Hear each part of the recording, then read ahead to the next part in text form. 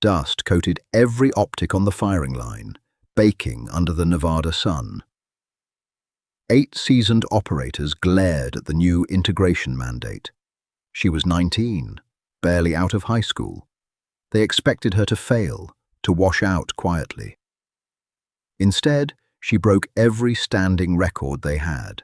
Gravel crunched beneath heavy combat boots as Chief Petty Officer Dalen Fisher paced the length of the staging area. He chewed on the inside of his cheek, staring out at the high desert. The air was already thick with dry heat, shimmering in distorted waves over the sagebrush. He hated politicians. He hated the brass who sat in air-conditioned Pentagon offices, drafting mandates for units that traded in localized violence. Most of all, he hated that Echo Platoon was the designated testing ground.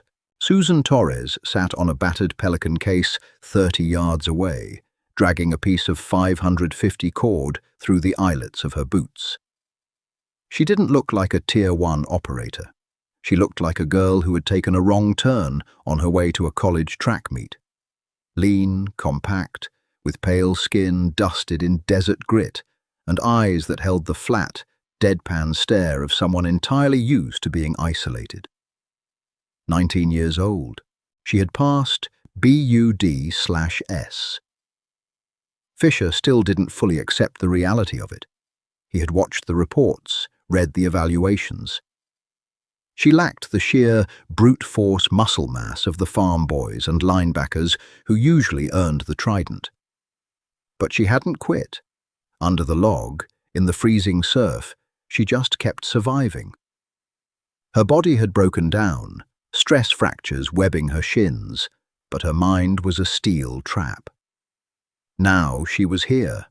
Sniper qualification, the pinnacle of the community's lethal application. "Looks like she needs a hall pass to be out here, Chief," muttered Petty Officer, second-class Terence Reed, leaning against the tailgate of their transport truck. Reed was a pragmatist. He didn't care about politics. He cared about who was covering his back when the mud started flying. Right now, he was looking at a liability. Fisher didn't smile. "Watch your mouth, Reed. She earned the bird, same as you. Earning it in the surf and applying it on the glass are 2 different zip codes," Reed replied, spitting a sunflower seed into the dirt. "We're shooting out to a mile today. The wind is already doing 15, gusting to 20. It's an ugly day for math. It's an ugly day for a rookie." Susan finished tying her boots and stood up. She didn't acknowledge the low murmurs from the rest of the team. The other 6 men of Echo Platoon were busy prepping their gear, but their body language spoke volumes. Shoulders turned away, conversations dropping to whispers when she walked past. It was the oldest psychological warfare in the book, ostracization. If they didn't acknowledge her, maybe she would simply cease to exist in their space. She hoisted her drag bag. It weighed nearly 40 pounds, housing a Macmillan TAC-3 .38 sniper rifle, a precision instrument of death that looked absurdly large against her frame. She didn't struggle with the weight, though the tendons in her neck strained slightly as she slung it over her shoulder. She walked toward the firing line with an even, measured pace. Every step was calculated. Susan had grown up in the frozen, empty spaces of Wyoming. She hadn't been raised on tactical doctrine or call of duty. She had been raised by a father who drank too much and left her alone with a hunting rifle to keep the coyotes away from their meager livestock. She learned early that a bullet doesn't care about your gender, your age, or your feelings. It only cares about physics, gravity, wind, velocity. If you respected the math, the bullet did exactly what it was told. She unzipped the bag on the firing mat. The smell of gun oil and cured canvas drifted up. She checked the chamber. Empty. She deployed the bipod legs, the metallic clack-clack sharp in the quiet morning air. Fisher walked up behind her, holding a clipboard that felt entirely useless. Torres. She didn't look back, keeping her eyes fixed on the scope ring talk. Chief, you're paired with Reed today. He's on the spotting scope. You shoot, he calls, then you swap. Fisher paused, looking down at her slender hands, making millimeter adjustments to the parallax dial. You feel good about the wind today? It's a full-value crosswind from the 9 o'clock, Susan said, her voice quiet, entirely devoid of the bravado typical of SEALs. Gusting. Terrain features are going to cause updrafts near the 800-yard berm and a severe downdraft at the 1,200-yard line due to that ravine. It's tricky. Fisher raised an eyebrow. She had read the terrain perfectly without a kestrel wind meter. We're shooting cold bore on the 1,500-yard plate. First-round impacts are all that matter. Anyone can walk a shot in. We don't get sighters in the sandbox. Understood.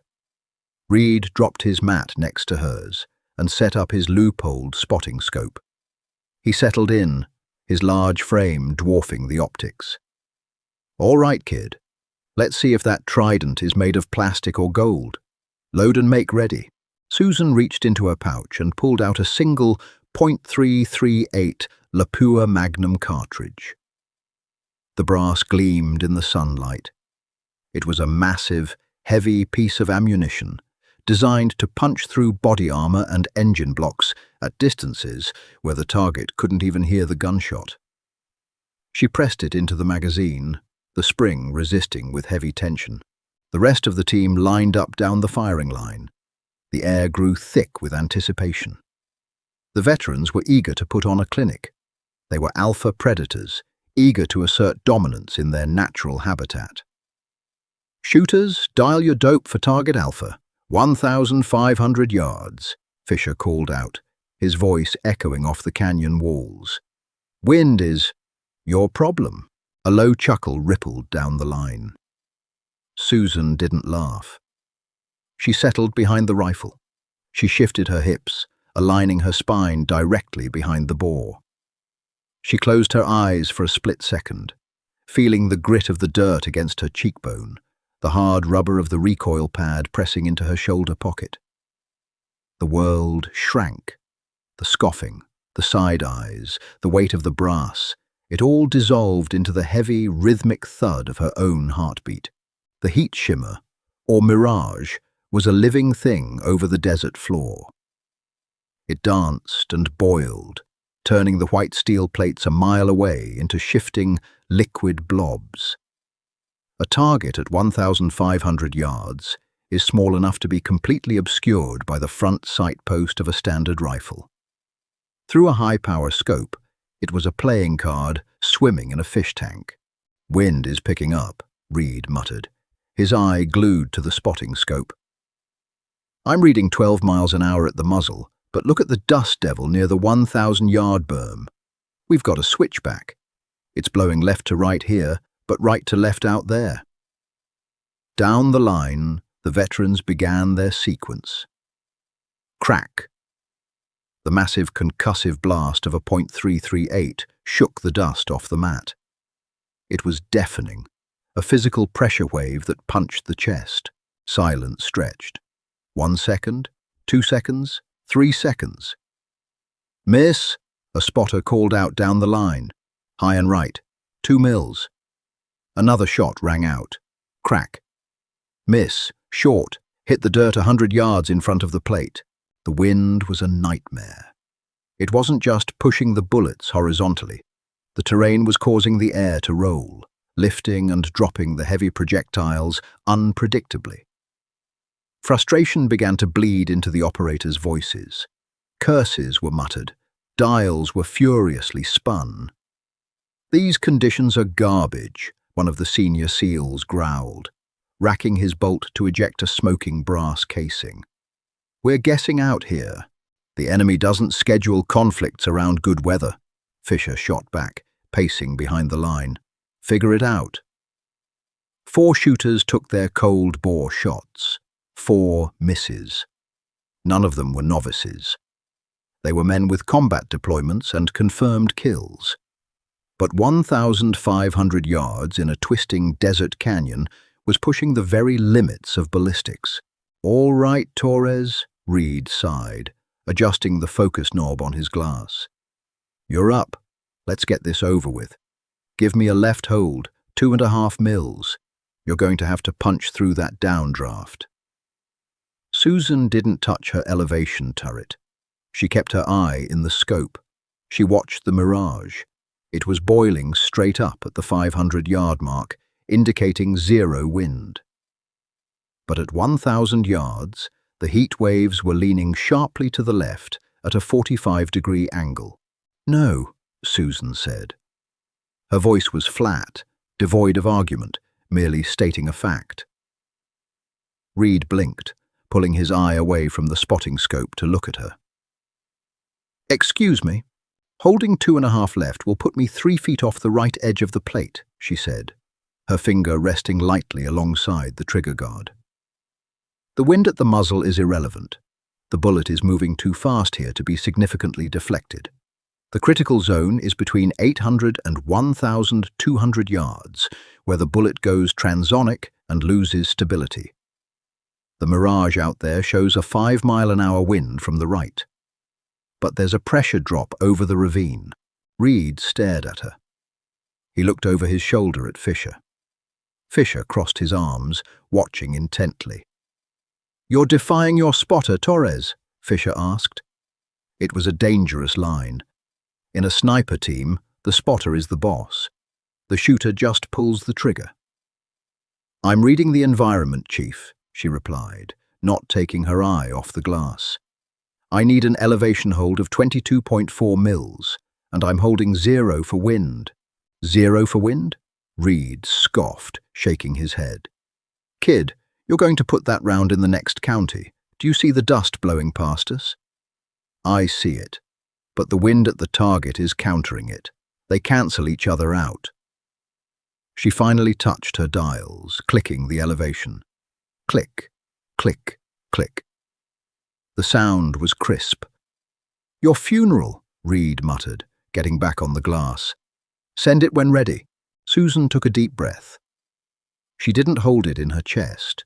She let it drop to her diaphragm, expanding her stomach against the dirt. She let the breath out slowly. At the very bottom of her exhale, in that natural respiratory pause where the human body is entirely still. Her finger moved. She didn't pull the trigger. She pressed it, applying steady, even pressure straight to the rear. The rifle roared. The recoil slammed into her shoulder. A brutal, heavy shove. The muzzle brake violently redirected the expanding gases, kicking up a massive cloud of dust in a V-shape on either side of her. Through the scope, her reticle jumped, but she aggressively muscled the gun back down, reacquiring the target area to spot her own impact. The bullet was in the air for over 3 seconds. A lifetime. Down the line, the other men had paused, waiting to see just how badly the teenager had missed. Reed watched through his high-powered glass, waiting to call the splash in the dirt. Smack. The faint, unmistakable metallic ping echoed back across the desert. It sounded small, fragile against the vastness of the canyon, but it was absolute. Reed froze. He blinked, adjusting his focus, refusing to believe his own eyes. A dark grey smudge had appeared directly in the dead center of the white steel plate. A perfect heart shot. The firing line went dead silent. The wind howled through the sagebrush, but nobody spoke. "Impact," Reed whispered. He cleared his throat, suddenly feeling very dry. "Center mass." Fisher slowly lowered his clipboard. He looked at the 19-year-old girl. She hadn't celebrated. She hadn't smiled. She didn't look up to demand validation from the men who had spent the entire morning treating her like a ghost. Instead, her hand moved in a blur. She racked the bolt back, the heavy steel action ejecting the smoking brass casing in a perfect arc. She slammed the bolt forward, stripping another round from the magazine and locking it into the chamber. "Load me another target, Reed," Susan said, her voice entirely unchanged, still staring through the glass. "Before the wind shifts." Reed swallowed hard. The cynicism that usually armored him felt suddenly very thin. "Target Bravo, 1,200 yards, left side of the ridge." "Identified," she said. The men down the line were watching her now. The side eyes were gone. The jokes had evaporated into the thin desert air. They watched her breathing. They watched the absolute, mechanical stillness of her body. Crack. 3 seconds of silence. Smack. "Impact," Reed said, his voice louder this time, carrying a note of something he hadn't felt in a long time. Awe. "Center mass. Again." Susan racked the bolt again. The smoking brass landed next to the first one. 2 shots, 2 impossible hits in conditions that had just humiliated men with 10 years of combat experience. Fisher walked forward, stopping just behind her boots. "How did you know the wind cancelled out?" he asked, dropping the authoritative bark. It was a genuine question from a professional asking another professional. Susan finally lifted her head from the cheek weld. She looked back at the chief, her pale eyes reflecting the harsh sunlight. "Because I don't look at the dust right in front of me, Chief," she said softly. "I look at what's happening where the bullet actually has to live. Most people get distracted by the noise closest to them." She laid her head back down on the stock. "Target Charlie. Call it, Reed." The message was clear, sent without a shred of arrogance, just cold, hard capability. The men of Echo Platoon had spent weeks staring at the noise, her age, her gender, her size. But out here, where the math was all that mattered, Susan Torres had just proven that she wasn't just playing in their world. She owned it. Midday brought no relief. Sunlight pounded the Nevada dirt, baking the air until it tasted like copper and ozone. Cold bore precision was only the baseline. Chief Fisher wasn't interested in what a shooter could do when their heart rate rested at a comfortable 60 beats per minute. Real combat was chaotic, exhausting, and cruel. "On your feet!" Fisher barked, his voice cracking through the stifling heat. "Grab your gear. 2-mile run. Full kit. When you get back, you have 60 seconds to find your target, range it, and put steel on target at an unknown distance. Move." Susan hauled herself up. Her muscles screamed. The Macmillan rifle dug into her collarbone, the heavy steel barrel throwing her center of gravity off. The men surged ahead, their long, powerful strides chewing up the gravel road. She fell behind almost immediately. Reed glanced back over his shoulder. He saw her face pale beneath the smears of grease paint and dirt, her jaw set in a rigid line. He expected her to drop the bag. He expected her to ask for a modification, a handicap. That was the political fear, that standards would bend to accommodate biology. She didn't ask for anything. She just kept running. Her lungs burned, drawing in superheated air that offered 0 oxygen. Her boots felt like they were cast in concrete. The distance between her and the pack widened. 10 yards, 20, 50. She focused on the back of Reed's boots. Left, right, left, right. Pain was just a neurological signal. It was data. She categorized it, filed it away, and locked the drawer. Her father had made her track wounded elk through knee-deep Wyoming snow with frostbitten toes. He told her crying wouldn't make the animal bleed out any faster. You either did the work, or you starved. 20 minutes later, the men of Echo Platoon pounded back onto the firing line. They were sweating heavily, but their frames absorbed the punishment with practiced ease. They threw themselves onto their mats, scrambling behind their optics, chests heaving as they fought to stabilize their breathing. A full 90 seconds passed before Susan breached the berm. She was stumbling. Her face was flushed, dark red, sweat pouring from under her cap, stinging her eyes. She hit the dirt hard, the impact forcing a sharp grunt from her lungs. 45 seconds, Torres, Fisher yelled, checking his stopwatch. Target is somewhere between 800 and 1200 yards. Find it. Kill it. Her hands were shaking violently. Adrenaline and sheer physical exhaustion fought for control over her central nervous system. She fumbled with the bipod, her fingers slipping on the hot metal. Reed was already behind his spotting scope. He watched the other shooters miss. The exertion had ruined their fundamentals. Triggers were being jerked. Cheeks were pulling away from the stocks before the recoil impulse finished. Rounds were flying wild, kicking up useless dust. "Kid, you're running out of time," Reed said. His tone had shifted. The derision was gone, replaced by a harsh, urgent professionalism.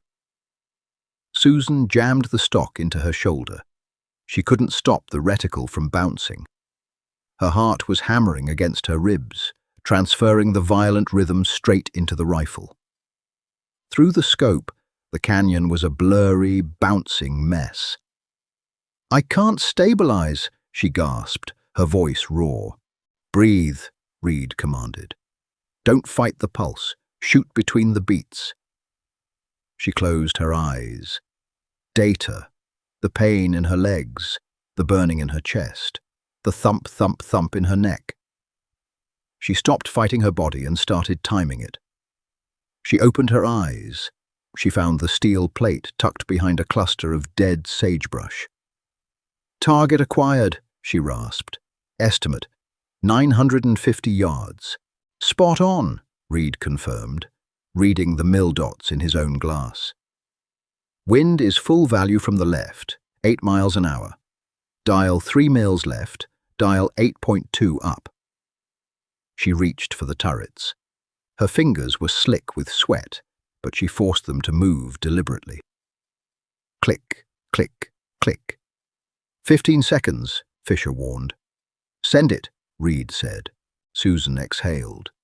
She watched the crosshairs dip below the target, then rise back up as her lungs emptied. The bounce of her heartbeat was still there. Thump. The crosshairs jumped high. Thump. They dropped low. She waited for the microsecond between the beats. She pressed the trigger. The rifle kicked. Dust blossomed. She didn't lose the sight picture this time. She watched through the recoil, her eye tracking the trace of the bullet. A tiny disturbance in the air, arcing down toward the sagebrush. Smack. "Impact," Reed said quietly. He sat back from his spotting scope and looked down at her. She lay perfectly still, her face pressed against the dirt, gasping for air. She had hit an unknown distance target under extreme cardiovascular stress within the time limit. Down the line, men were cursing, racking bolts, trying to get follow-up shots. Out of the 8 veterans, only 2 had hit their plates on the first round. Fisher walked over to Susan. He didn't offer a hand to help her up. That would be an insult. Instead, he looked at Reed.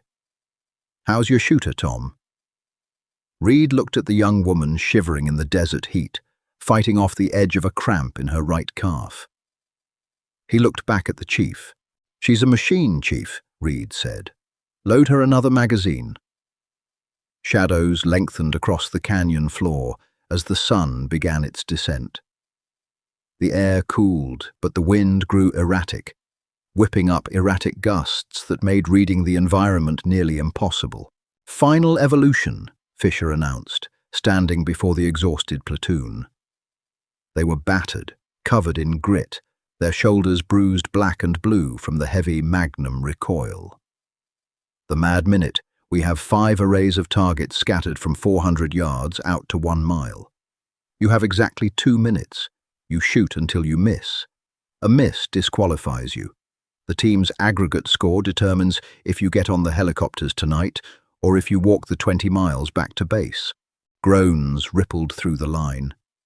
The standard was absurd. Precision shooting required patience. Rushing shots at varying distances with severe wind shifts was a recipe for failure.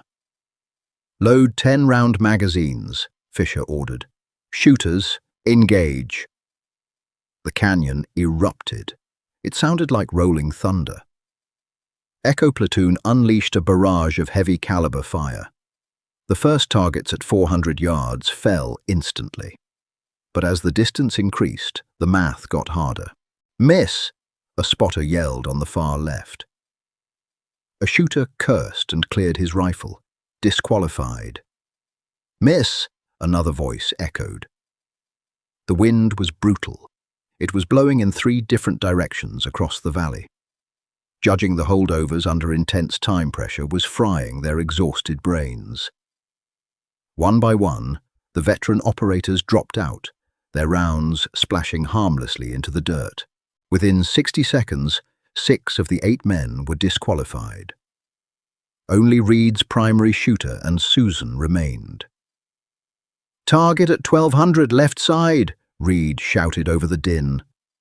Susan racked the bolt, pushing a fresh round into the chamber. She didn't dial her turrets. There was no time. She used the grid in her reticle, calculating the holdover mathematically in her head, while simultaneously estimating the wind. Crack. Smack. Hit. Transition right. 1400 yards. Next to her, the other remaining SEAL fired. "Miss," his spotter called. "You held too much wind. You're out." Silence fell over the firing line, save for the mechanical click-clack of Susan's bolt. She was the only shooter left. There were 45 seconds remaining on the clock. The team's aggregate score was sitting at a dismal 40%. If they didn't hit 80%, they were walking. "Torres!" Fisher called out, his voice cutting through the ringing in their ears. "You need 12 more hits to carry the team. You have 40 seconds. They are all past 1,000 yards. It was an impossible task. Firing 12 aimed shots from a bolt-action rifle at extreme distance in 40 seconds meant she had less than 4 seconds per shot to acquire, calculate, aim, and fire. Reed didn't look at the other men. He put his eye back on the glass. "I will call the target and the distance. You hold your own wind. Let's work." "Send it," Susan breathed. "Plate 3, 1100. She shifted the heavy rifle, finding the white speck. "Hold 2 mils right, 4 up. Crack, smack." "Hit, plate 4, 1350. She racked the bolt with vicious speed, the brass flying over her shoulder. She found the target. "Hold 3 right, 7 up. Crack, smack. Hit, plate 5, 1500.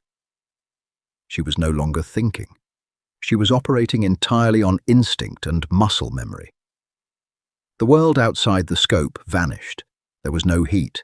There was no exhaustion. There were no judgmental eyes behind her. There was only the math, the pure, beautiful geometry of ballistics. She fired, bolted, and fired again. The rhythm was hypnotic. Crack, clack, clack, crack. "Hit, hit, hit," Reed called out, his voice rising in tempo, matching her speed. He was feeding her data faster than a computer, and she was executing the physical commands flawlessly. 10 seconds, Fisher yelled. 3 targets left, 1,600 yards. A mile away. The targets were practically invisible in the fading light. "Wind is dropping," Reed warned. "Hold 0.5 mil left." Susan found the first plate. She exhaled. Crack, smack. "Hit." She bolted the rifle. Crack, smack. "Hit. Last target. 3 seconds."